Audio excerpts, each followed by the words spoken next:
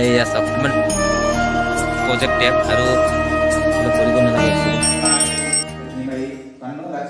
আহিছোঁ এটা মন্দিৰত, আৰু এইটো মন্দিৰটো আছে পাহাৰৰ ওপৰত আৰু খুব ধুনীয়া মন্দিৰ হয়। এইটো বিষ্ণু মন্দিৰ হয় আৰু এইটো মন্দিৰ আছে ৱেষ্ট কাৰ্বি আংলং ডিষ্ট্ৰিক্টত। আৰু ক'ত আছে কি আছে মন্দিৰৰ সকলোবোৰ তথ্য আপোনালোকক জনোৱাম, আৰু আপোনালোকে কেনেকৈ আহিব পাৰিব সেইখিনিও ক'ম। গতিকে ভিডিঅ'টো শেষলৈকে চাই থাকিব। আৰু এতিয়া মই বৰ্তমান আছোঁ মন্দিৰৰ সন্মুখতে, আৰু এইটো আপোনালোকে দেখা পাই আছে মন্দিৰৰ গেট। আৰু এতিয়া মই মন্দিৰৰ ভিতৰৰ ফালে গৈ আছোঁ সোমাই, আৰু এইখিনিত আপোনালোকে দেখাই পাইছে এইখিনি বগৰী গছ, আম গছ চব আছে। আপোনালোকে যদি আহে যদি ছিজন মতে আপোনালোকে খাবলৈ পাব। আৰু ইয়াতে আছে গণপতি বাপ্পা মূৰ্তি আছে ইয়াতে। মই অলপ আগত ধূপ ধূনা জ্বলালোঁ মই ইয়াতে। আৰু আগতে আছে বিষ্ণু মন্দিৰটো আপোনালোকক দেখুৱাই আছোঁ মই। আৰু ইয়াতে পণ্ডিতজীও আছে, পণ্ডিতজীৰ লগতো মই কথা ক'ম আপোনালোকৰ মন্দিৰৰ বিষয়ে। মানে পণ্ডিতজীৰ পৰা মানে মই জানিব চেষ্টা কৰিম আপোনালোকক। মই মানে গোটেইখিনি তথ্য দিবলৈ চেষ্টা কৰিম মই পণ্ডিতজীৰ ফালৰ পৰা। আৰু ইয়াতে ফুল গছ আপোনালোকে দেখা পাই আছে, ফুল গছ। আৰু এইখিনিত দেখা পাইছে এইটো চাইডে আমলখি গছ আছে, আমলখি গছ, কঁঠাল গছ, কি ধুনীয়া লাগি আছে দেখিব।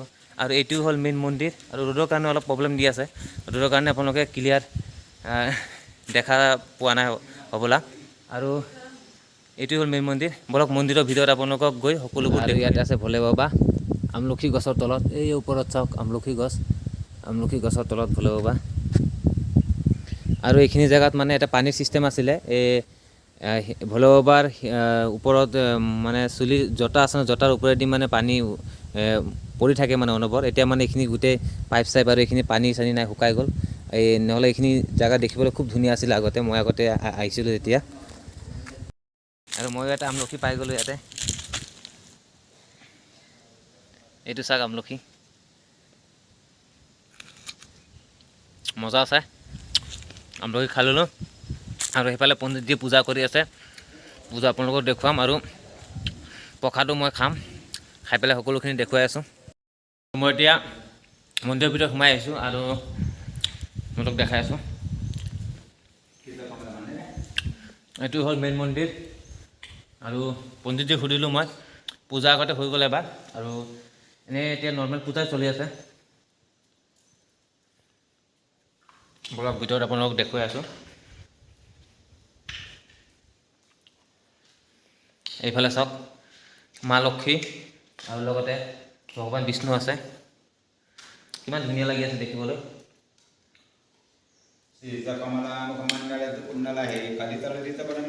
পণ্ডিতজী পূজা কৰি আছে এইফালে।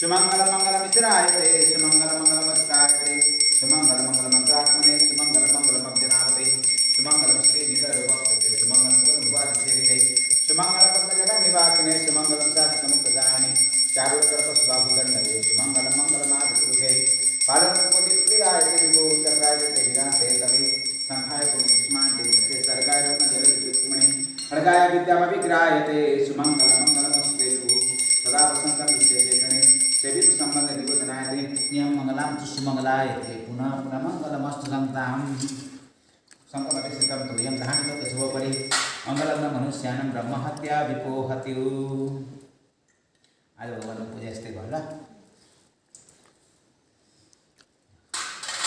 ओम प्रकटकुंड महाकाय सूर्यकोटि समाप्रभा प्रकटकुंड महाकाय सूर्यकोटि समाप्रभा निर्विघ्नं कुरु मे देव सर्वकार्येषु सर्वदा मंदारमालकुलितालकाय कपालमालकृतशेखराय दिगंबराय च दिगंबराय नमो शिवाय च परिणायनं वन्दे मुकुन्दा प्रियं वन्दे भक्तजनाश्रयं वन्दे शिवशङ्करं नमो सांब सदाशिवाय नमः अष्टनागभ्योन्नागमतमनसदेवे नमः शान्ताकारं भुजगशयनं पद्मनाभं सुरेशं विश्वाधारं गणसदृशं नीलवर्णं शुभङ्गं लक्ष्मीकान्तं कमलनयनं योगविद्यानगम्यं वन्दे विष्णुवायुवाहनं सर्वलोकैकनाथं यम ब्रह्मा वरुणेन्द्र रुद्रमर्तस्तुमन्ति दिव्येस्तवै वेदे संगपदक्रमोपनिषदरि गायन्ति यं सामगा ध्यानावसितत्यतेन मनसा पसन्ते यामोगिनो येषां तं न विदुषुरासुरगणं देवाय तस्मै नमः नमो स्वन्तनन्ताय सहस्रमूर्तये सहस्रपादक्षितिरूपावे सहस्रनाम्ने पुरुषाय सहस्रते सहस्रकोटिधारिणे नमः आकाशं पतितं त्वया यथा गच्छति सागरः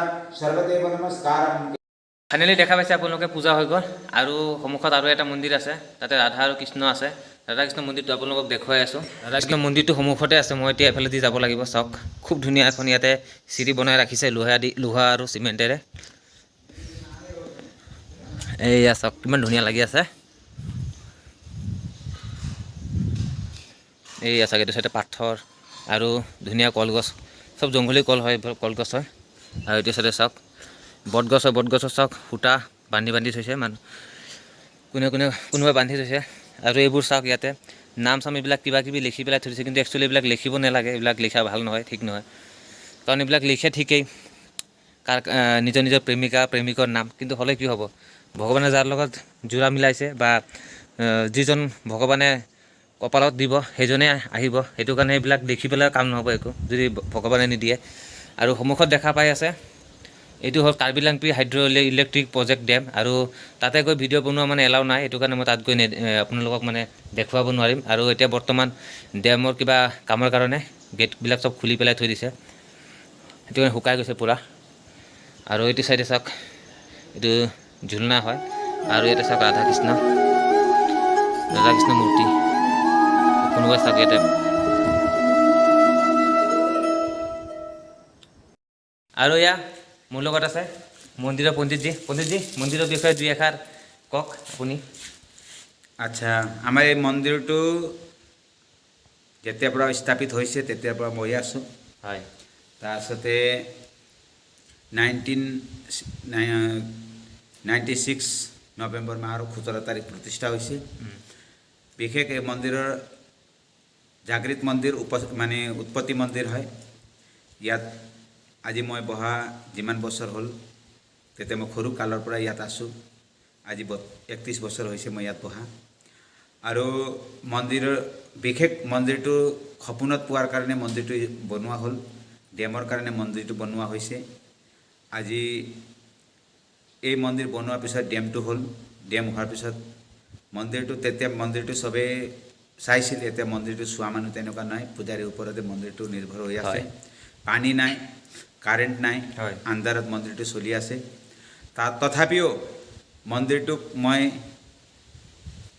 কষ্ট মষ্টেৰে চলাই লৈ গৈ আছে আপুনি চলাই লৈ গৈ আছোঁ আৰু মন্দিৰত ধূপ ধূনা জ্বলিছেনে নাই বা জ্বলা নাই সেইটো ভগৱানে যি হিচাপত সুবিধা কৰি পৰা দিছে সেই হিচাপত মন্দিৰৰ পূজা পাঠ চলি আছে আৰু মাজে সময়ে অনুষ্ঠান হয় কৃষ্ণ জন্মাষ্টমী ডাঙৰকৈ অনুষ্ঠান কৰা হয় বাহিৰৰ পৰা যাত্ৰী আহে মনোকামনা যি ভাৱ লৈ আহি ইয়াত পূজা কৰি যায় সেই হিচাপত মনোকামনা পূৰ্ণ হোৱাৰ পাছত পুনৰ আহি তেওঁলোকে কৰ্ম পূজা দি যায় আৰু এই মন্দিৰত নাৰিকল ভাঙা নিয়ম আছে কোনোবাই যদি কিবা ভাবি পৰা আহে তেওঁক আমি নাৰিকল ভাঙি পৰা মন্দিৰটোত খুজি যোৱাৰ পিছত আকৌ কাম পূৰ্ণ হোৱাৰ পিছত আকৌ নাৰিকল ভাঙি দিয়া যায় লক্ষ্মীনাৰায়ণ মন্দিৰ উৎপত্তি মন্দিৰ হয় বাছ ঠিক আছে পণ্ডিতজী ধন্যবাদ মন্দিৰৰ বিষয়ে দুই এষাৰ কথা কোৱাৰ বাবে এই মন্দিৰটো আছে ৱেষ্ট কাৰ্বি আংলং ডিষ্ট্ৰিক্টৰ হাবাংটি বুলি কয় আৰু ডেম চাইড বুলিও কয় আৰু এইখিনিত আপোনালোকে আহিব হ'লে মন্দিৰটোত আহিব গ'লে আপোনালোকে প্ৰথমত আহিব লাগিব